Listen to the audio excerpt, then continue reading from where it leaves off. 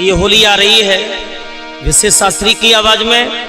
Madhuban cassette में इसके recording करता है प्रदीप सामरिया जी। फागुन का महीना है और एक पत्नी और पति के लिए फोन करती ही बोली है,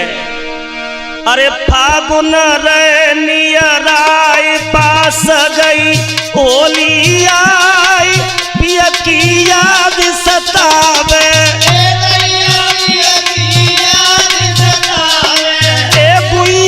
पिया की याद सतावे, किन से दिल बहलोए पिया परदेसी है गए।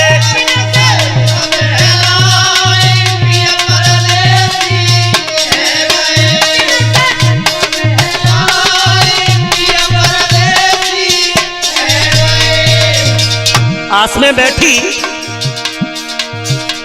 अरे फागुन रे नियराई पास गई,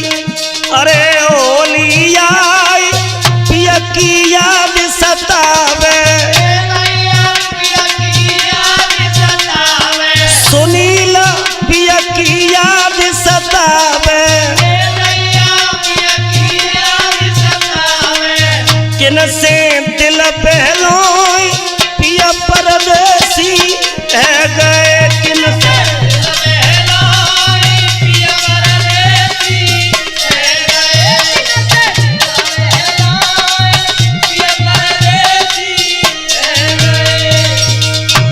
आगे अरे चैत गए बैसाख जेठ की लाज सताई, अषाढ़ सुध न आई,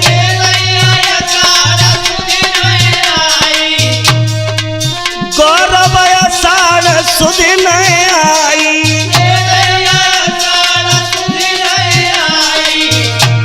याद साजन की आई पिया परदेसी है गए।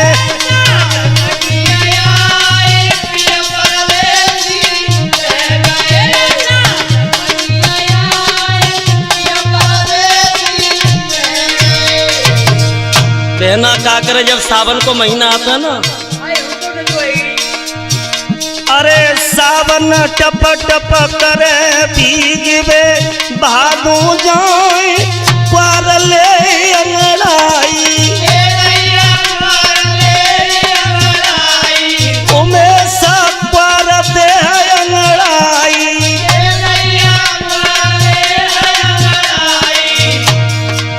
कैसे रात बितोई पिया परदेसी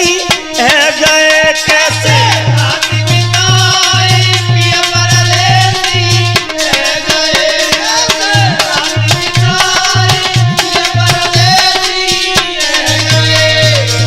लला विजय। अरे फागुन रे नियराई पास गई होली आई, पिया की याद सतावे,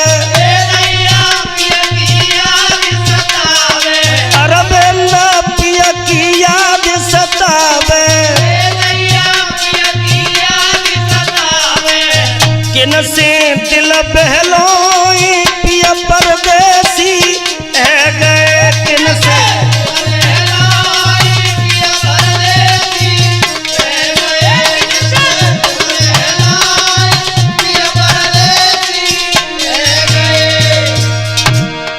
समझाती बोली अपनी सहेली से, अरे कार्तिक फूले कौस अगहन में लौटे नोई, उस में बिलख है गोरी, ए दैया पूस में बिलख है गोरी,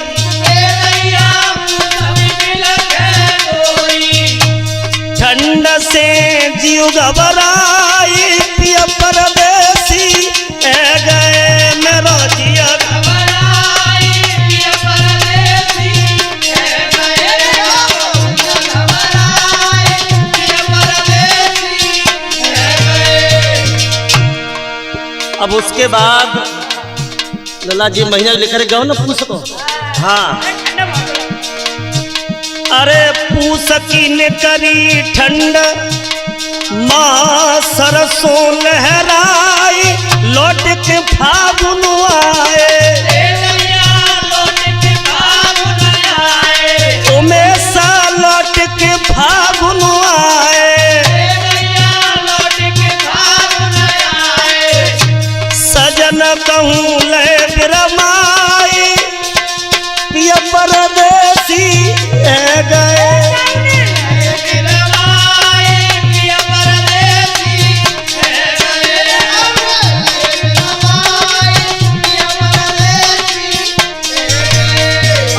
फागुन रहे नियराय,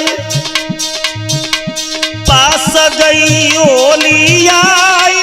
पिया की याद सतावे,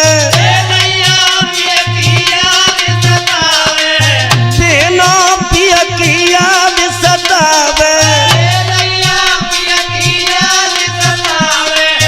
किन से दिल बहलोई, पिया परदेसी है गए, किन से दिल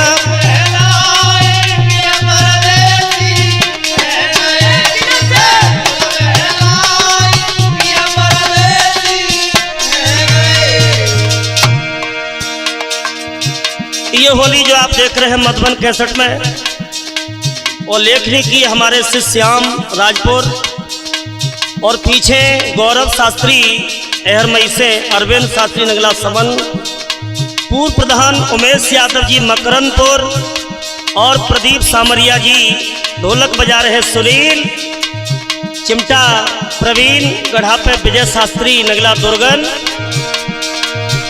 अरे फागुन रे नियराय, पास गई ओली आई, पिया की याद सतावे,